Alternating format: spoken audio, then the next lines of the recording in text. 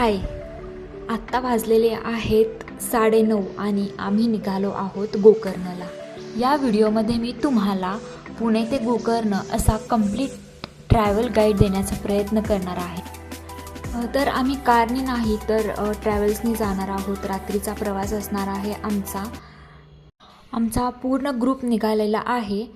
तर आम्ही सगळेजण एका ठिकाणी भेटणार आहोत आणि मग तिथून पुढचा आमचा प्रवास सुरू होणार आहे गोकर्णसाठी। तर आता आम्ही पोहोचलेलो आहे पॉईंटवरती। रात्रीचे 2 वाजलेले आहेत। एका ठिकाणी बसने स्टॉप घेतला होता। तर तुम्ही बघू शकता पूर्ण बाहेर अंधार आहे।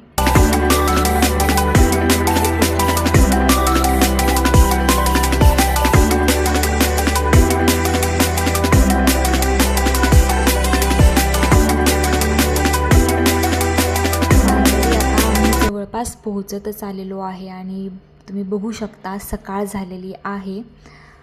आणि आता इथून मला असं वाटतंय कमीत कमी 30 किलोमीटर राहिलेला आहे।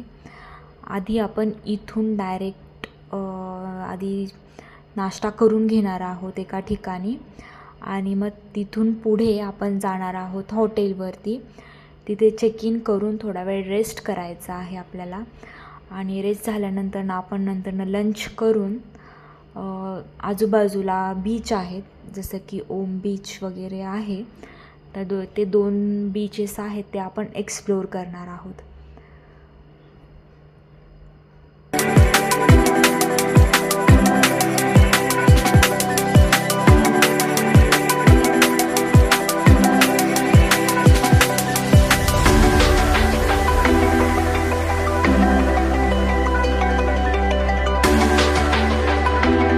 जस्ट आत्ताच आमचा ब्रेकफास्ट झालेला आहे आणि आम्ही आता निघालेलो आहे हॉटेलवर चेक इन करण्यासाठी।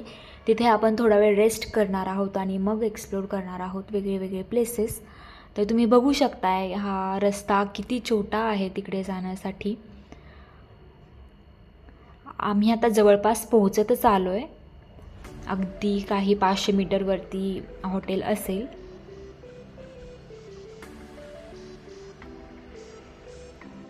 रात्रभर प्रवास झाला होता सो आम्ही सगळ्यांनी थोडा वेळ रेस्ट केला आणि आमचा लंच पण करून झालेला आहे। तर आता आम्ही निघालो आहे कुडले बीच आणि ओम बीच एक्सप्लोर करायला आणि इकडे मस्त आपण इव्हनिंगचा टाईम होईपर्यंत थांबणार आहोत। मस्त असं सनसेट वगैरे बघणार आहोत। तर चला जाऊया।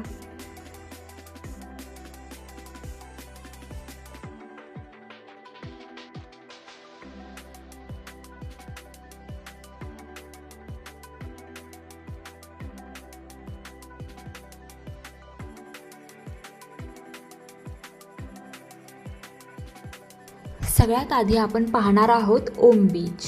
वरून पाहिलं तर हा बीच अगदी ओम आकाराचा दिसतो, म्हणूनच याचं नाव ओम बीच पडलेलं आहे।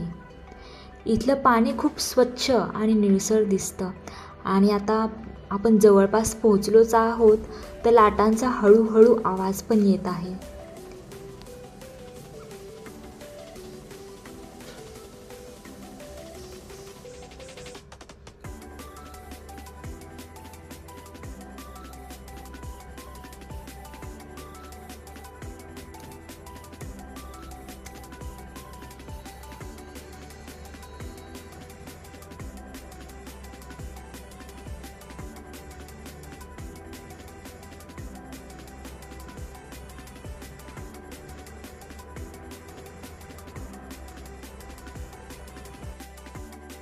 हा बीच पीसफुल वाईब देणारा आहे।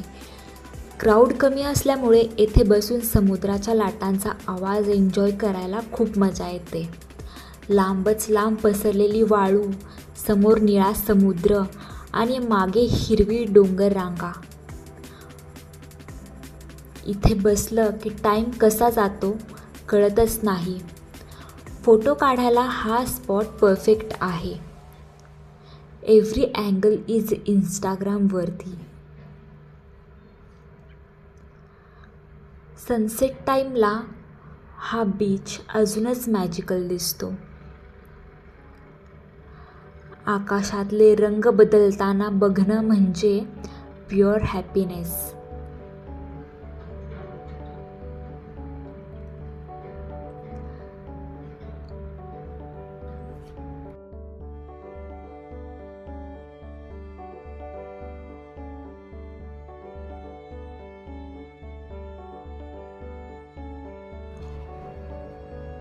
बीच एन्जॉय करून आणि फोटोज वगैरे काढून झाल्यानंतर आम्ही निघालो आहे कुडली बीचला.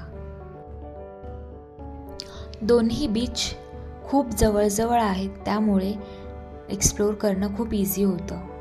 पार्किंगनंतर बीचपर्यंत थोडं चालत जावं लागतं. साधारण 10 ते 15 मिनटाचा वॉक असेल. रस्ता थोडासा स्लोपमध्ये खाली उतरणारा आहे. काही ठिकाणी पायऱ्या आहेत, काही ठिकाणी नॅचरल पाथवे आहे. तुम्ही जर कम्फर्टेबल फुटवेअर घातलं तर बेस्टच आहे.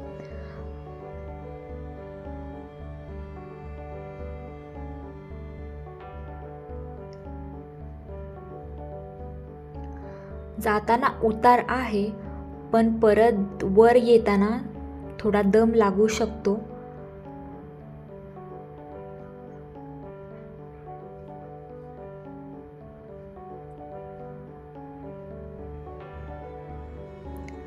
पण खाली पोहोचल्यानंतर बीचची ब्युटी पाहून तुम्ही म्हणाल हा वॉक टोटली वर्थ इट आहे.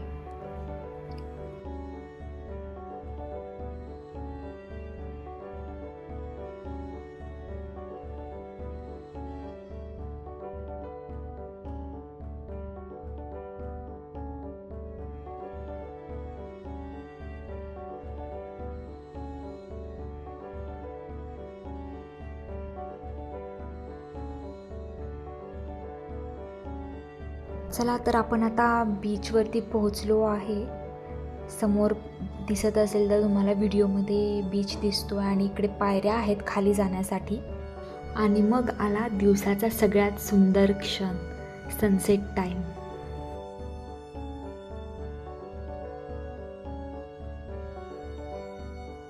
दुसऱ्या दिवशी सूर्य उगवण्याच्या आधीच आम्ही चेकआउट केलं आणि निघालो होतो एका नवीन प्लेसला एक्सप्लोअर करण्यासाठी, होन्नावर बॅकवॉटर बोटिंग. आपण आता जवळ पोहोचतच आलेलो आहोत.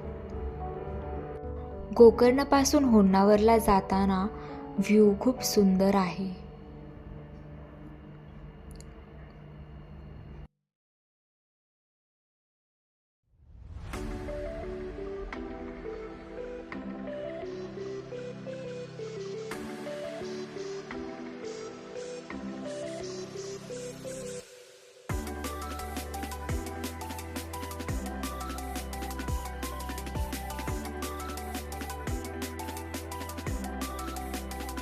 इथे नॉईज नाही, क्राऊड नाही, फक्त नेचर.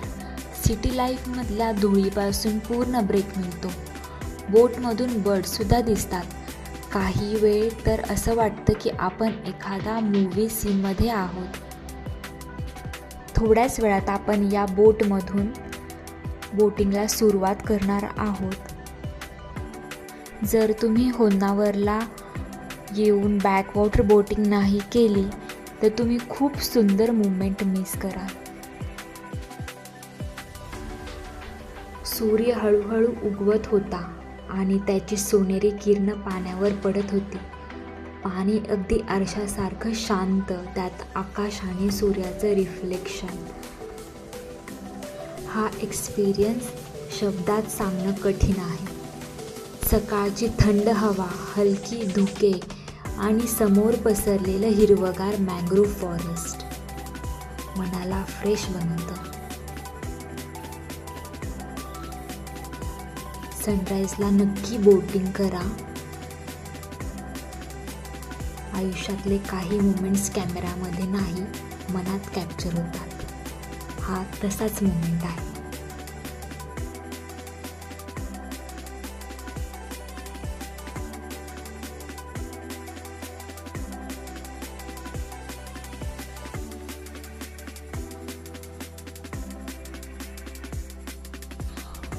आधी आपण ब्रेकफास्ट करून घेणार आहोत आणि मग त्यानंतर आपण जाणार आहोत मॅंग्रोव्ह फॉरेस्टला.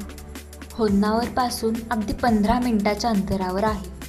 इथे एक वुडन बोर्डवॉक बनवलेला आहे. त्या वाटेवर चालताना असं वाटतं की आपण पाण्यावरती चाललेलो आहे.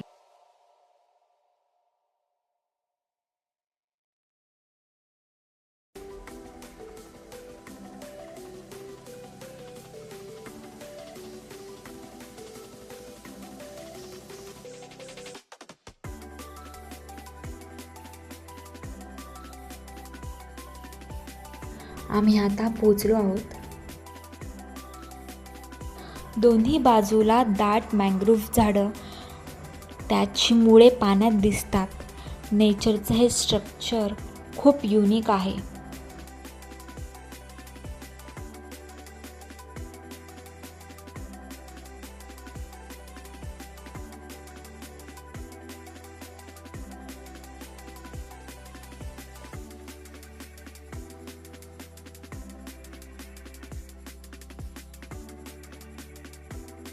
चालून खूप भूक लागली होती, त्यामुळे आधी आम्ही जेवण करणार आहोत आणि मग नंतरनं मुदुरेश्वर टेम्पलला जाणार आहोत. दुरूनच एक भव्य शिवमूर्ती दिसायला लागली आणि जसं जसं जवळ जात होतो तसं तिचे मोठेपण जाणवत होते. असे मानले जाते की इथे असलेली शिवलिंग स्वतः भगवान शिवाचं आत्मलिंग आहे. कथेनुसार रावणाने भगवान शिवाचं कठोर तपस्या करून त्याच्याकडून आत्मलिंग मिळवलं. देवतांना हे कळल्यावर त्यांनी गणपती बाप्पाला मदतीसाठी बोलवलं. रावण प्रवासात असताना गणपतीने एका लहान मुलाच्या रूपात त्याच्या समोर येऊन त्याला फसवलं. रावणाने आत्मलिंग काही वेळासाठी त्या मुलाकडे दिलं आणि त्याने ते जमिनीवर ठेवलं. तिथेच कायमचं स्थिर झालं. ती जागा म्हणजे आजचं गोकर्ण.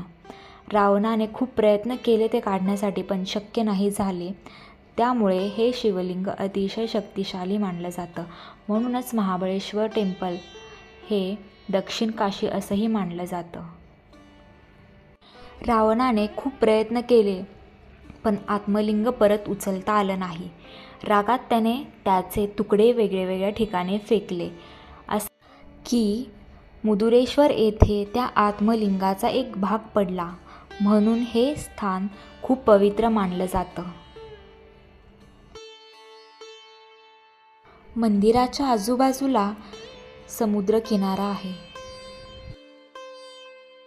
या मंदिराचे प्रवेशद्वार खूपच भव्य आहे. यावरती नक्षी, देवदेवतांच्या मूर्ती आणि डिझाईन खूप सुंदर आहे. प्रत्येक डिटेल इतकी बारकाईने केलेली आहे की नजर हटत नाही. मुदुरेश्वरचा दिव्य अनुभव घेतल्यानंतर आम्ही पुढे निघालो याना केव्सकडे. संध्याकाळ होत आली होती. आकाश हळूहळू डार्क पण होत होतं आणि जंगलाच्या या रस्त्यातून जाताना एक वेगळीच थ्रिल फील होत होती. दोन्ही बाजूला उंच झाडे होती. केव्सजवळ पोहोचल्यानंतर त्या काळ्या उंच खडकाच्या रचना दिसायला लागल्या. खूप युनिक वाटत होतं. संध्याकाळच्या लाईटमध्ये त्या केव्स अजूनच ड्रामॅटिक दिसत होत्या. नेचरची ताकद इथे खूप जवळून जाणवते. इथे आल्यावरती थोडा वॉक करत वर जावं लागतं आणि आतमध्येही जायला खालून रस्ता आहे. हे होतं आमचं शेवटचं डेस्टिनेशन. याना केव्स बघून झाल्यानंतर ना आम्ही लगेचच पुण्याला जायला निघणार आहोत. आणि अशाच सुंदर आठवणींसोबत आमचा गोकर्ण ट्रिप इथेच संपतो. बाय.